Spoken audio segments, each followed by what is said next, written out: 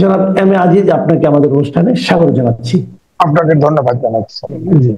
দেখেন, মোটামুটি ভাবে আপনি যদি গুলিস্তান, শাহবাগ এবং পুরান ঢাকায় যেতে চান তাহলে আজকে যেতে পারবেন না, কারণ চারটি বড় সমাবেশ হবে বলে মনে হচ্ছে। তিনটাই বড় সমাবেশ।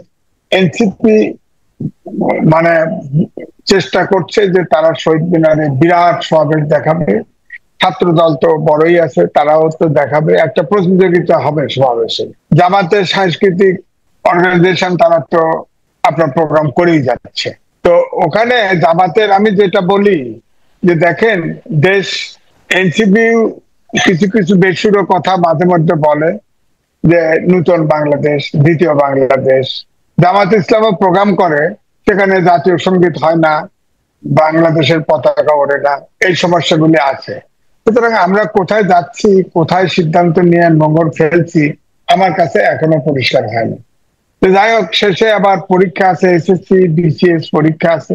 সুতরাং ঢাকা শহরের অর্ধেক অঞ্চল কিন্তু এই সমাবেশের কাছে বন্ধ হয়ে গেল। সুতরাং আমি তো বরাবরই বলি যে দেশ গণতান্ত্রিক, সবার সমাবেশ হবে, তার জন্য নির্ধারিত জায়গায় থাকা উচিত, নির্ধারিত জায়গা করে দেওয়া উচিত যে ওইসব জায়গা ছাড়া মিটিং হবে না। রাস্তাঘাট বন্ধ করে, দেখেন শাহবাগ কিছু হলে শাহবাগে বসে পড়ে। শাহবাগ একটা মানে একদম এমন একটা ইম্পর্টেন্ট জায়গা, ওখানে বন্ধ করে দেওয়া মানে সারা ঢাকা শহরে এটা চেইন এফেক্ট হয়ে যায়, এবং আমাদের সব জায়গায়। তো এই জন্যে আমি বলছি যে রাজনৈতিক দলগুলি, সংগঠনগুলি এগুলো সতর্ক হওয়া উচিত। জনগণের ভোগান্তি এমনিতেই অপরিসীম, নানা কারণে ভোগান্তি অপরিসীম, তার সাথে যদি এই সমাবেশ করে ভোগান্তি তৈরি করে, এটা তো ম্যানমেড সমাবেশ, ম্যানমেড সমস্যা তারা নিজেরা তৈরি করেছে। কারণ এই মিটিং ধরেন এনসিপি মিটিং করেছে আজকে, আমরা ছাত্র দলও করছে, একই দিনে পাশাপাশি বলা যায়। শহীদ মিনার আর আপনার এনসিপি শহীদ মিনার আর আপনার ছাত্র দল শাহবাগ, এটা তো কাছাকাছি জায়গা, ওই অঞ্চল পুরোটা আটকে গেল। সুতরাং এই বিবেচনাটা বোধটা রাজনৈতিক দলগুলোর ভিতরে আসুক। আর শাহবাগ আপনার 2021 সালে কাদের মোল্লার যখন যাবজ্জীবন হয়, তখন থেকে কিন্তু ওই জায়গাটা আন্দোলনের কেন্দ্র করে ফেলা হয়েছে। আপনার শাহবাগে ডাক্তার এইচ খান, এখন তো খবর নাই, তাকে এনে সরকারি অনেক খাবার দাবার দিয়ে, পায়খানা পেশাবের জায়গা সবকিছু দিয়ে ওখানে আপনার সমাবেশ করিয়ে অনেক দিন ঢাকা শহরকে বন্দি করে রেখে তারপরে আইন পাল্টানো হয়েছে, ফাঁসির আপিল করার সুযোগ করে দেওয়া হয়েছে, তারপরে ওই সমাবেশ উঠেছে। এখন আর তার প্রয়োজন নাই। তো এই জন্য অনেক সমাবেশই কিন্তু প্রয়োজন থাকে না, কিন্তু সমাবেশ করতে হয়। আমি ছাত্র দল এবং এনসিপির যে সমাবেশ আজকে যেটা হচ্ছে, এটা কিন্তু শক্তি পরীক্ষা ইনডাইরেক্টলি, কে কত সমাবেশ, এবং দুই পক্ষই কিন্তু বড় সমাবেশ করার চেষ্টা করবে। শুনেছি এনসিপি তো তাদের আপনার বহু চেষ্টা করতেছে ওখানে সমাবেশ। একবার সমাবেশ করতে গিয়ে দেখা গেছে যে সমাবেশে ওই যে আপনার বর্ষপূর্তি অনুষ্ঠানে যতজন মঞ্চে দাঁড়ায় আছে তার চাইতে কম মানুষ আপনার ওই ফটো সাংবাদিকরা দাঁড়ায় আছে। তো এরকম এই জন্য আতঙ্ক তাদের ভিতরে আছে, হয়তো বড় সমাবেশ করার চেষ্টা করবে। তবে আমার বক্তব্য হচ্ছে সরকারের এক নির্দিষ্ট জায়গা নির্ধারণ করে দেওয়া উচিত সমাবেশের জন্য। ঢাকা শহরে এখনো কিন্তু জায়গা আছে। আমি একটা জিনিস একটু বলতে চাই আপনাকে, যে এদের মধ্যে আপনি যে কথাটা বললেন যে লোক সমাগমের একটা প্রতিযোগিতা দেখা যায়, আসলে কি বেশি লোক সমাবেশে যদি আপনি নিয়ে আসতে পারেন, তাতে কি প্রমাণ হয় যে তারা অত বড় বেশি মানুষের সমর্থন তারা পাচ্ছে? যেমন ধরা যাক, কয়েকদিন আগে জামাতে ইসলামের যে সমাবেশটা সোহরাওয়ার্দী উদ্যানে হলো, তাদের নেতা আব্দুল্লাহ মাহমুদ তাহের উনি বলার চেষ্টা উনি বললেনই যে এই উদ্যান তৈরি হওয়ার পর এত বড় সমাবেশ আর কেউ করতে পারে নাই। 71-এ শেখ মুজিবুর রহমান যে 7ই মার্চের ভাষণে যাওয়ার সময় যে সমাবেশের লোক হয়েছিল, তার চেয়েও নাকি বেশি লোক ওনাদের সমাবেশে হয়েছে। তাহলে কি এর মাধ্যমে এটাই প্রমাণ করে যে 71-এ শেখ মুজিবুর রহমানের দল যে পরিমাণ ভোট পেয়েছিল, জামাতে ইসলাম এবার তার চেয়ে অনেক বেশি ভোট পাবে? অক্টোবর কথা হচ্ছে 71-এ এখন যে জামাতের লিডারশিপ আছে তারা জন্মগ্রহণ করেছে কিনা সন্দেহ আছে। জন্মগ্রহণ করলেও তারা কিন্তু খুবই ছোট ছিল। তারা 71-এ 7ই মার্চের যে সমাবেশ হয়েছে সেটা দেখে নাই, কারণ ওটা একটা রেস কোর্স ছিল, বিশাল আকার, ঘোর দৌড় দিত, বিশাল আকার, এবং সেটাতে হাতে লাঠি, বাঁশের লাঠি ছিল, পুরা মাঠ ভর্তি ছিল। এখন তো সরার্দি উদ্যান হওয়াতে গাছ গাছলা, মিটিং করার জায়গায় জায়গায় কমে গেছে। তো বিরাট সমাবেশ হয়েছে বটে, কিন্তু তাই বলে 7ই মার্চের সমাবেশ তখন 7.5 কোটি লোক ছিল সারা দেশে, এখন 18 কোটি 20 কোটি লোক। সুতরাং অনুপাতটাও তো করবেন। সুতরাং এটা জাস্ট প্রচারের জন্য সে বলছে। তবে আমি যেটা বলেছি ওই সমাবেশের পরে 3টে কথা বলেছি। একটা, জামাতে ইসলামের সকল সমর্থক ওই মিটিং এ যতগুলো আসছে সারা বাংলাদেশে ভোটও তাদের ততগুলোই। 1, 2 হলো এত বড় সমাবেশ হয়েছে, 3-4 ঘন্টা হাম রাত গজল অনেক কিছু ঘটেছে, কিন্তু সেখানে কিন্তু জাতীয় সঙ্গীত পড়া হয় নাই, পাঠ করা হয় নাই, এবং জাতীয় পতাকাও উড়ানো হয় নাই। সুতরাং স্বাভাবিকভাবেই প্রশ্ন যে আপনার আমার এই দেশের প্রতি মমত্ব এবং তাদের দেশের প্রতি মমত্বর ভিতরে ঘাটতি কিন্তু দেখা গেছে। সুতরাং এগুলো অবান্তর। আমার মনে হয় যে বিএনপি বা আগের আওয়ামী লীগ, ইভেন ছাত্র দল, তারা যে সমাবেশ করবে হয়তো দেখা যাবে 4 ভাগের 1 ভাগ তাদের সমর্থক হাজির হবে, কিন্তু জামাতে ইসলামের কিন্তু মোটামুটি ভাবে 98% লোক সমাবেশ দেখলে হাজির হয়। সুতরাং ওখানে যত সমাবেশে তাদের হাজির হয়েছে, এটা কিন্তু সারা বাংলাদেশ থেকে ট্রেন দিয়ে বাস দিয়ে নিয়ে আসছে, এবং আমার মনে হয় যে তার চেয়ে খুব বেশি হলে 2% ভোট বেশি হবে। অর্থাৎ তারা, আমি বলবো এই সমাবেশ করে তারা যে ভোট পাওয়ার যে সম্ভাবনা দেখা দিচ্ছিল, যে অনেকের ভিতরে কনফিউশন, জামাত বোধহয় এত ভোট বেড়ে গেছে, জামাত বোধহয় 7% ভোট বেড়ে গেছে, জামাত বোধহয় 10% ভোট বেড়ে গেছে, এটা তারা পরিষ্কার করে দিচ্ছে, তাদের ভোট বাড়ে নেই, তাদের সংখ্যা ঠিকই আছে। এটা ওই জমাবেতের ফলে এতে জামাত, আমি মনে করব জামাতের লাভ হয় নাই, জামাত ক্ষতিগ্রস্তই হয়েছে। জনমনে তাদের শক্তি কতটুকু এটা তারা বুঝতে পারছে জনগণ। আচ্ছা, যে জিনিসটা আজকে বলা হচ্ছে, আজকে যে মিটিংটা হচ্ছে, বিশেষ করে আপনার জাতীয় নাগরিক পার্টির যে মিটিং হচ্ছে, সেখানে তারা আজকে বলছে তারা নতুন বাংলাদেশের ইশতেহার ঘোষণা করবে এর থেকে, আপনার কি বলে কেন্দ্রীয় শহীদ মিনার থেকে। কয়েকটা জিনিস কিন্তু গত কয়েকদিন ধরে খুব আলোচনা হচ্ছে, যে আপনার জুলাই ঘোষণাপত্র, জুলাই সনদ, আবার এর মধ্যে আজকে শুনলাম নতুন বাংলাদেশের ইশতেহার। তো এই বিষয়গুলো না সাধারণ আমাকে অনেকে জিজ্ঞাসা করে যে ভাই এই জুলাই সনদ জিনিসটা কি, আবার জুলাই সনদ বুঝলাম, জুলাই ঘোষণাপত্রটা আবার কি, আবার এই দুটো বুঝতে বুঝতে অনেক কষ্ট হয়েছে আমার। কিন্তু এখন দেখি নতুন আরেকটা বাই করছে যে নতুন বাংলাদেশের ইশতেহার। এই জিনিসটা আসলে কি বুঝেন নাকি? আমি কিন্তু বুঝি নাই পর্যন্ত। দেখেন, নতুন বাংলাদেশ শব্দটা কিন্তু নতুন না। নতুন বাংলাদেশ শব্দটা এই ব্যাককল উপদেষ্টারা তারা যে 8 তারিখে ওত নিয়েছে, 8 তারিখকে নতুন বাংলাদেশ কিন্তু ঘোষণা করতে দিয়েছিল, আবার উল্টো করছে সেটা, এটাকে নতুন বাংলাদেশ। এখন এনসিপি আজকে নতুন বাংলাদেশ, তখন নতুন বাংলাদেশ বলেই তখন মনে হয় আপনি আমি নাই, এদেশের বাসিন্দা আমরা না, বাংলাদেশ নাই, নতুন বাংলাদেশ। আবার কখনো কইতো, আগে কইতো দ্বিতীয় বাংলাদেশ। আরে ভাই, বাংলাদেশটা তো আছে। বাংলাদেশের এই সরকার, যে অন্তর্বর্তীকালীন সরকার, সংবিধান অনুযায়ী ওত নিয়েছে। সংবিধানের 106 অনুচ্ছেদ অনুযায়ী সুপ্রিম কোর্টের কিন্তু মতামত নিয়েছে, তারা বলেছে এই সরকার বৈধ। তাহলে এটা একটা সাংবিধানিক সরকার। সাংবিধানিক সরকার মানেই তারা, এই সরকার বাংলাদেশকে মেনে নিয়েছে, বাংলাদেশের সংবিধানকে মেনে নিয়েছে, এটা নিয়েই রাষ্ট্র চলছে। এখানে নতুন বাংলাদেশ কোত্থেকে আসলো? নতুন বাংলাদেশ তার মানে কি আগের বাংলাদেশ থাকবে না?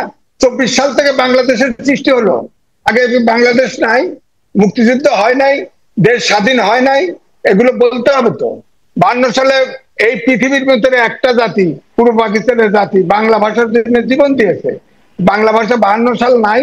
হ্যাঁ, তো এই জন্য দ্বিতীয় প্রশ্ন হলো, ধরেন আমি সংক্ষেপে বলছি, দ্বিতীয় প্রশ্ন হচ্ছে যে এই যে জুলাই সনদ এবং জুলাই ঘোষণাপত্র, ওনারা বলতে চায় এই যে জুলাই সনদে যেসব এই 24কে কেন্দ্র করে ঘটনা ঘটেছে সেগুলা, তাহলে ওরা লেখুক যে ওরা চাকরির জন্য, বিসিএস এর চাকরির জন্য কোটা সংস্কার আন্দোলন শুরু করছিল।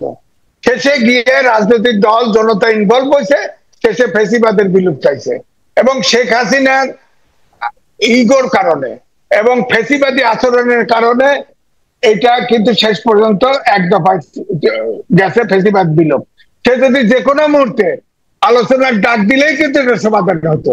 আন্দোলনটা কি এত কঠিন ছিল না।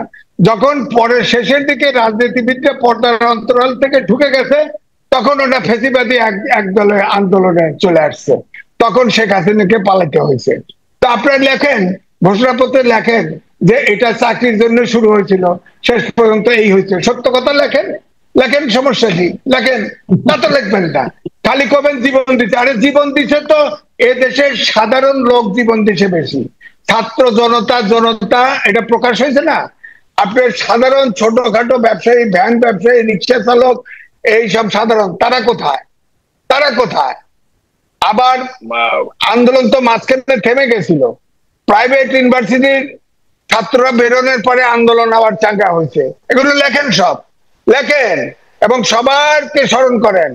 এদেশের শ্রমিকরা জীবন দিয়েছে, আপনার ছোট ছোট ব্যবসায়ীরা, ক্ষুদে ব্যবসায়ীরা জীবন দিয়েছে বেশি, সাধারণ লোক জীবন দিয়েছে বেশি। তাদের কথা লেখেন। তাদের প্রতিনিধি কোথায়? কোথায় এখন বলেন? আপনার মাঝখানে তো আন্দোলন শেষই হয়ে গেছিল ওই ভাতের হোটেলের পরে। প্রাইভেট ইউনিভার্সিটির ছাত্র আসছে, তাদের প্রতিনিধি কোথায়? তাদের প্রতিনিধি কোথায়?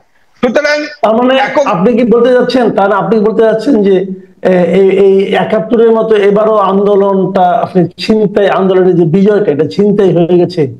ছিনতাই করার চেষ্টা হচ্ছে, এখনো ছিনতাই হয় নাই, তবে ছিনতাই হওয়ার চেষ্টা হচ্ছে। আজকে দেখেন, যেটা প্রথম আলোতে ছাপা হয়েছে, সেখানে বলা হয়েছে যে আপনার যে জুলাই ঘোষণাপত্র যেটা হবে, সেখানে বিএনপির তরফ থেকে সালাউদ্দিন সাহেব বলছে সংবিধানের ৪র্থ তফসিলে জুলাই গণঅভ্যুত্থানের ঘটনা বর্ণিত করব। কিন্তু সেটি সংবিধানের প্রস্তাবনায় রাখা অবাস্তব, সেটা তফসিলে আলাদাভাবে ঘোষণা করা সম্ভব নয়। তো আমার কথা হচ্ছে, জুলাই ঘোষণাপত্রে জুলাই সনদ যদি আপনি করেন, তাতে যদি আপনি সবকিছু আনতে চান, তাহলে ৫২ সালের ভাষায়, বাংলা ভাষায় কথা বলি, সেটাকে অস্বীকার করতে পারবেন না। সেখান থেকে শুরু করে ৭১, আপনার ৯০, আমি মেজরটা বলছি, ৬৯-এর আন্দোলন, ৯০-এর আন্দোলন, তারপরে ২৪-এর আন্দোলন আনেন। কোথায় কতটুকু ত্যাগ তিতিক্ষা হয়েছে বলেন? ৭১-এ ৩০ লক্ষ লোক মারা গেছে বলেন? ৭১-এ যে সারা দেশ প্রলয়কাণ্ড ঘটে গেছে বলেন? আমি তো কোন মুক্তিযোদ্ধা ১ মিনিটের জন্য ভাবে নাই সে জীবিত থাকবে, ১ সেকেন্ডের জন্য ভাবে নাই। যারা আছে এগুলো স্মরণ করবেন না আপনি? আবার ফের আমরা শুনতে পাচ্ছি যে মুক্তিযোদ্ধারা যে বেনিফিট পায় তাদের দিতে হবে, তাদের আবার ফের কি আর্মির সব বীর শ্রেষ্ঠ, বীর প্রতীক এসব দিতে হবে। ওই ধরনের একটা প্রচারণা আছে, বাট এটা আসলে ফেক, আমি যতটুকু জেনেছি এটা আসলে সঠিক। আচ্ছা, যাই হোক, আমার কথা হচ্ছে, জুলাই সনদে যদি লেখে, এটা সংবিধানের অংশ হতে পারে না। কারণ বাংলাদেশের একটি সারা জীবন ৫২ সাল থেকে শুরু হয়ে সবসময় আমরা মুক্তির জন্য রক্ত দিয়েছি। কয়টা স্মরণ করবেন? আসলে ওনারা জুলাই সনদ চায় যে ইন্ডিমিউনিটি চায়। আপনি খেয়াল করে দেখেন, যখন শেখ মুজিব পরিবার সহ হত্যা করা হলো, তখন এই রশিদ ফারুক, কর্নেল রশিদ ফারুক, এদেরকে কিন্তু মোস্তাক ইন্ডিমিউনিটি দিয়েছিল যে তাদের কোনো বিচার করা যাবে না ওই সময়ে।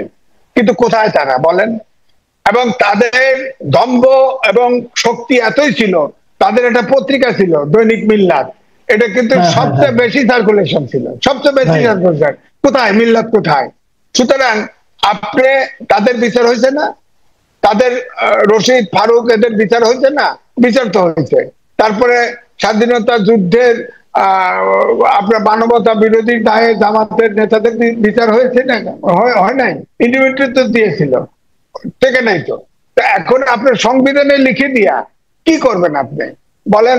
ইন্ডিপেন্ডেন্ট দিয়েই আপনি তো রক্ষা করতে পারেন না। সংবিধান তো কিছু না। সংবিধান সরকার, ধরেন একটা সরকার আসলো, সংবিধান চেঞ্জ করে ফেললো, সংসদে হলো মেইন একটা সংবিধান সংস্কার করতে পারে, সংবিধানের নতুন সংশোধন বিয়োজন, মেজর সংস্কার তো 17টি হয়েছে না, সব পার্টি তো করছে, এরশাদ করছে, বিএনপি করছে, আওয়ামী লীগ বেশি করছে মানলাম, কিন্তু সব সংস্কার মৌলিক সব সংস্কার করেছে যার যার পার্টির পক্ষে সংস্কার করেছে। এবারেও ধরেন আপনি বলে দিলেন, ইন্ডিপেন্ডেন্ট দিয়ে দিলেন, জুলাই অভ্যুত্থানের যে যা কিছু ঘটেছে তারা বলেছে, এখানে বলেছে যে এটা যদি সংবিধানের সম্মত না হয় এবং আইনি স্বীকৃতি না দেওয়া হয় তাহলে এই অন্তর্বর্তীকালীন সরকার এবং তারা দেশদ্রোহী হবে, দেশদ্রোহী হতে পারে।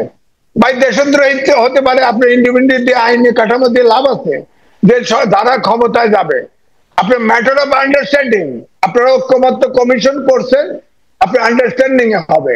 সরকারে আপনারা জুলাই গণঅভ্যুত্থানের সব দল একসাথে থাকেন, ফ্যাসিবাদ আসলে 5 বছর পরে আসুক, 10 বছর পরে আসুক, 100 বছর পরে আসুক, এগুলো রাখবে? এই ইন্ডিপেন্ডেন্ট রাখবে? এই সংবিধান রাখবে? রাখবে না তো। তারা তো তাদের আওয়ামী লীগ আসলে তাদের সংবিধানে ফেরত যাবে, তো বিচার তো হবে, বিচার তারা ছেড়ে দিবে, বিচার হবে না। সুতরাং আইন করে সম্ভব না, ব্যাপারটা হলো রাজনৈতিক না। তাহলে এখানে কিন্তু এই প্রশ্নটা শেষ প্রশ্ন আমার আপনার কাছে, আমি জানতেই যাচ্ছি যে আপনি যেটা বললেন যে ইন্ডেমনিটি আসলে কোনো রক্ষা কবচ নয়, মানলাম রক্ষা কবচ নয়, কিন্তু যে কাজগুলো ওই গণ আন্দোলনের সময় হয়েছে সব তো আইন মেনে হয়নি, তাহলে তাদের জন্য একটা কিছু তো থাকা দরকার রক্ষা কবচ হিসেবে, যা নাকি তার নিরাপত্তা, এটা কিভাবে সম্ভব ছিল? না, সেটা তো বলা হয়েছে যে তার একটা বিবৃতি সংক্ষেপে থাকবে, যে সংবিধানের তফসিলে থাকবে, 4র্থ তফসিলে থাকবে, কিন্তু প্রস্তাবনায় তো আসতে পারে না, প্রস্তাবনা তো হতে পারে না, প্রস্তাবনা হতে পারে না। 1, 2 হলো এটার জন্য কোন ইন্ডিপেন্ডেন্ট দিতে গেলেও সংসদ লাগবে, সংসদ তো নাই। এখন আপনার সংবিধানের যদি আপনার ইয়েতে নিয়ে যান, আপনার কি তফসিল মুক্ত করেন, সমস্যা নাই, কিন্তু আপনি যদি এটাকে রাষ্ট্রীয় স্বীকৃতি দেন তাতেও সমস্যা নাই। হ্যাঁ, কিন্তু আপনি যদি এটা নিয়ে আসেন, প্রস্তাবনার অঙ্গীকার নিয়ে আসেন, তাহলে তো খুব কঠিন হলো। তখন তো স্বাভাবিকভাবে 52 সাল থেকে আমরা চাইবো, 71 সালকে গৌণ করে দেখলে চলবে না। আপনারা যারা এইটা চাচ্ছেন তারা তো পতাকা উড়ান না, তারা তো জাতীয় সঙ্গীত পড়েন না, তার সাথে আমার কি ঐক্য? তার সাথে আর আমার তো একসাথে যায় না। সুতরাং আগে বাংলাদেশ মানতে হবে, তারপরে আপনি বলতে পারেন যে আমাকে ইন্ডিভিজুয়াল, আমাকে বাঁচান। তারা তো আত্মরক্ষার জন্য এগুলি করছে, তারা তো পরিষ্কার ভাবেই বলতেছে তাদেরকে এবং এই সরকারকে রাষ্ট্রদ্রোহ মামলায় ফাঁসানো হবে। কে ফাঁসাবে? একমাত্র আওয়ামী লীগ ছাড়া তার ফাঁসানোর কেউ নাই। বিএনপিও তো করবে না, তাদের ডরটা হলো আওয়ামী লীগ নেয়া। আরে আওয়ামী লীগ বাংলাদেশের মাটি এমন, আপনি দেখেন 17টা বছর 111 সহ 17 বছর বিএনপির উপরে এবং অপোজিশনের উপরে কম দমন পীড়ন হয় নাই। আয়নাঘর, বিশ্বের একটি বাংলাদেশ গণতান্ত্রিক দেশ নামে পরিচিত দিয়া আয়নাঘর বন্দিশালা বলতেছিল। হ্যাঁ, তো আপনি খেয়াল করে দেখেন, একটি লোক বিএনপির পরিবর্তন হয়েছে, দল গেছে, কেউ আওয়ামী লীগে জয়েন করছে, নিষ্ক্রিয় পাবেন 2-1জন, কিন্তু কেউ চেঞ্জ হয়নি। আওয়ামী লীগেরও কেউ চেঞ্জ হবে না, এটা ধরে রাখেন। তারা হয়তো আত্মরক্ষার্থে চুপচাপ থাকবে, চেঞ্জ হবে না সমর্থক। সুতরাং আওয়ামী লীগকে যদি আপনি চিরতরে যে বিদায় দিচ্ছেন, এটা বিদায় দিতে পারবেন রাজনীতি দিয়ে মোকাবেলা করে। কিন্তু যেভাবে কথা বলছেন, যেভাবে আস্ফালন ঘটানো হচ্ছে বিভিন্ন দল থেকে, তাতে তো আওয়ামী লীগকে তো নিঃশেষ করা যাবে না। আওয়ামী লীগের নেতা কর্মীকে বুঝাইতে হবে যে আওয়ামী লীগ যা করেছে এবং আওয়ামী লীগের যে রাজনীতি, এটা সঠিক নয়। আপনি রাজনীতিকে দিয়ে আপনি তার পাশাপাশি বেটার রাজনীতি, দেশ এবং জনগণের স্বার্থে রাজনীতি তুলে ধরবেন। রাজনীতি দিয়ে মোকাবেলা করলেই সম্ভব, কিন্তু জোর করে এক্সিকিউটিভ অর্ডার দিয়ে কোনো দলকে নিষিদ্ধ করে রাখতে পারবেন না। জি, অনেক ধন্যবাদ, জনাব এম এ আজিজ। আপনি আসলে অনেকগুলি কথাই বললেন, আমার মনে হয় আমাদের দর্শকদের সেগুলো ভালো লাগবে। প্রিয় দর্শক, আপনারা শুনলেন যে এই ঘোষণাপত্র, জুলাই সনদ, নতুন বাংলাদেশের ইশতেহার এবং প্রত্যাশিত ইন্ডেমনিটি, যেটাকে সংবিধানে সংযোজন করার দাবি, এই সমস্ত বিষয় আসলে কোনো কাজে লাগবে না যদি আমরা জনগণকে প্রভাবিত করতে না পারি। যদি জনগণ আপনাদের পক্ষে থাকে আপনারা থাকবেন, জনগণ যদি আপনাদের পক্ষে না থাকে তাহলে এই সমস্ত কোনো রক্ষা কবচ নয়। আবার একইভাবে নিয়ে কথাও বললেন যে একটা রাজনৈতিক দলকে নির্বাহী আদেশ দিয়ে পুরো মানচিত্র থেকে মুছে ফেলা যায় না। মানুষের মন থেকে বুঝতে হলে মানুষের মনের মধ্যে এর বিপরীতের প্রকৃত বাস্তবতাটা ঢুকাতে হবে। সে প্রচেষ্টা হোক, এই প্রত্যাশা থাকলো। এখন এ পর্যন্তই। আল্লাহ হাফিজ।